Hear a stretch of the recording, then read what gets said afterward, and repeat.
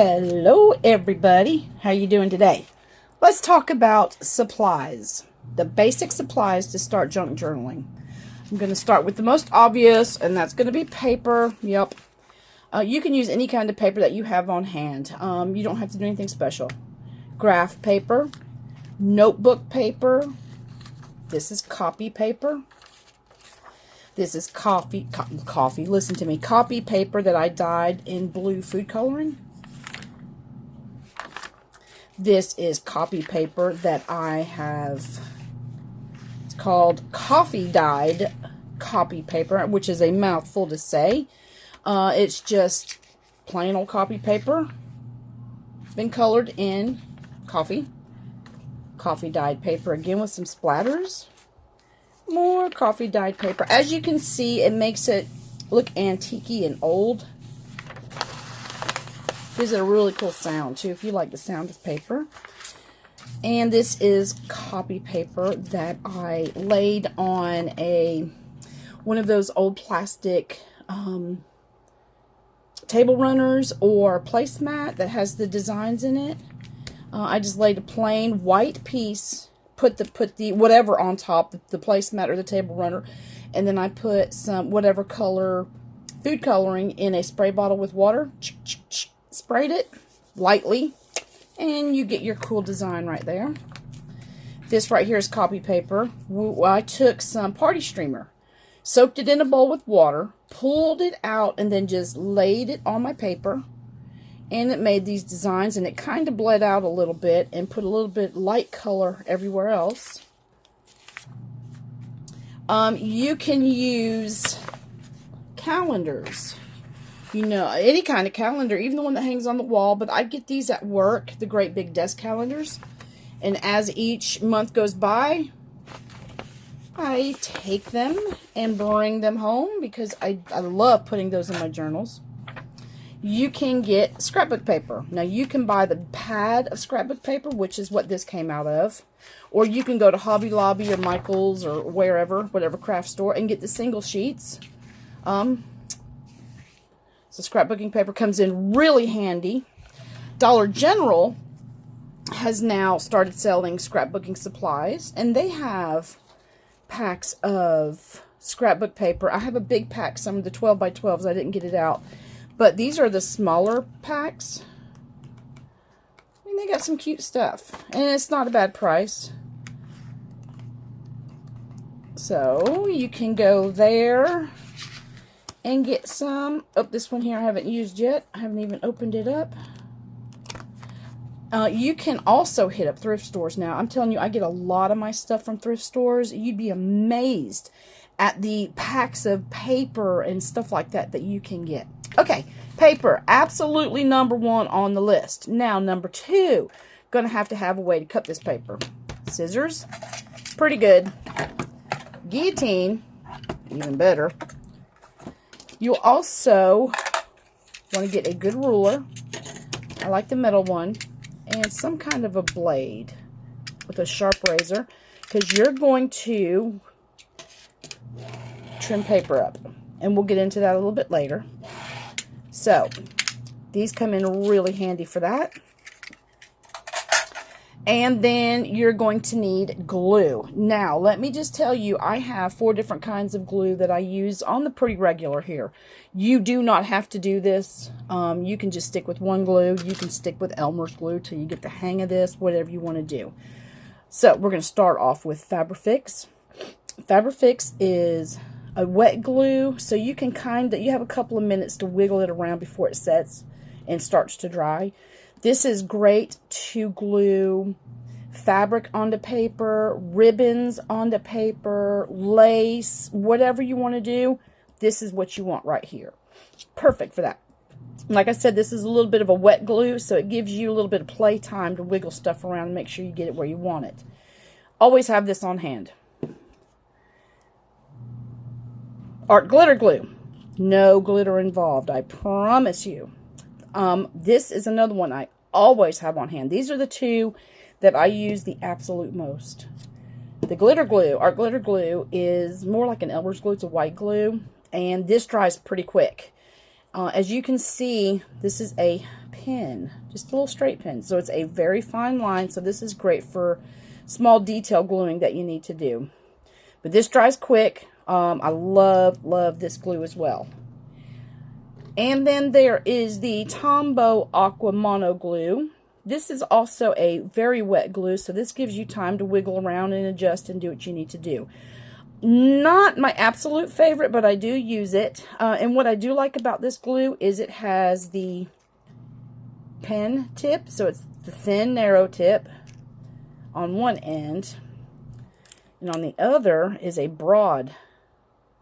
So you could cover a larger area in glue with that end right there. So I have that. Now I always keep this on hand as well. But when I grab for any kind of glue, it's usually that one. And last but not least, I always have Scotch Create Permanent Glue Stick. This is great for when you want to glue stuff onto index cards and things like that. This is perfect right here. So those are the 4 glues that I keep on hand, and I use pretty regular. Also, another good item to have is, I'm gonna bring in a piece of paper here, something to make folds and creases with. Ooh, my phone don't want to focus in, does it? So what I have done is, now you can do this right here and call it good, if that's what you want to do. Or you can hit up Dollar Tree and get one of these, and this is perfect. It lays flatter when you get a good crease and a good fold on it. So something like that, okay? And then something else that you may want to consider, not absolutely necessary, but once you get your paper ready and you get it all set up and ready to make your pages, some Distress ink. You can do the Tim Holtz Distress Oxide. You can go on Amazon and buy tons of ink. And I have, as you can see, all different kinds. But this right here is going to help you kind of distress the edges of your paper and make them look a little bit older and worn. Makes them stand out better. Not necessary, but definitely fun. Okay. Let's see. What else do we need? We need... Nope, not need. Not need. The first few things I showed you is a definite need. These right here are options that are really nice to have. So, this is a hole punch. Hobby Lobby, Amazon, wherever.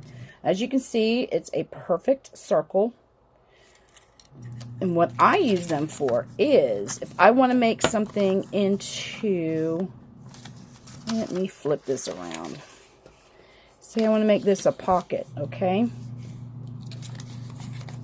Now, people will look at that and say, okay, cool beans, there's a pocket. Or,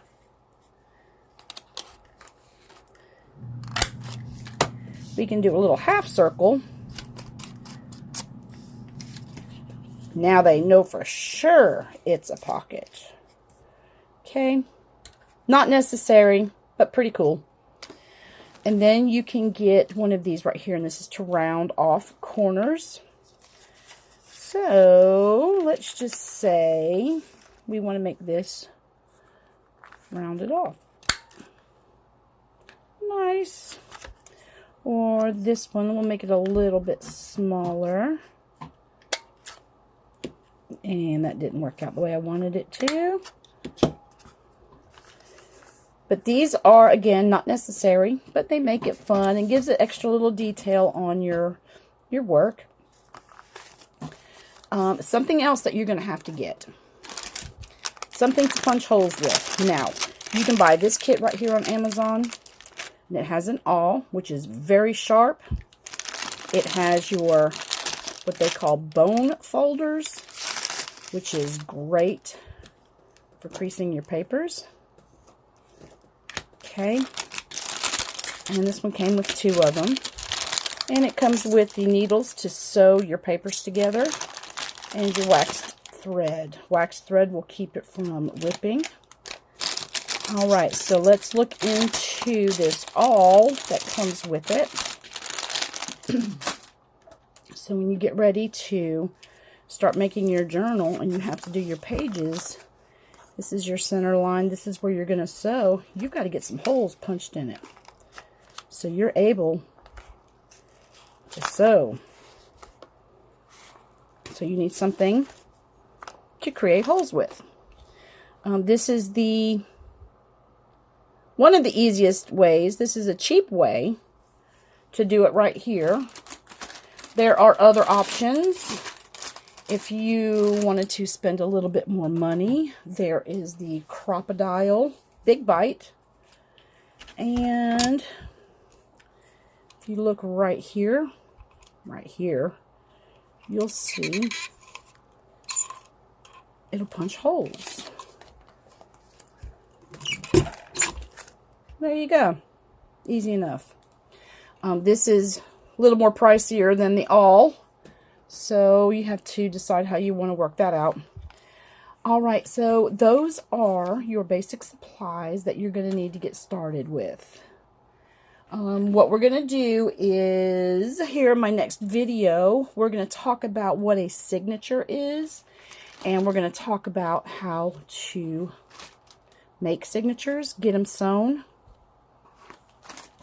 and then we'll start decorating, and we're going to work on, start to finish, making a junk journal. So run right out, do it today. Well, maybe not today, but do it soon. Get your supplies that you need, okay? Paper, glue, scissors, some kind of eraser, a good ruler, something to make creases and good folds with. More paper. Gotta have paper.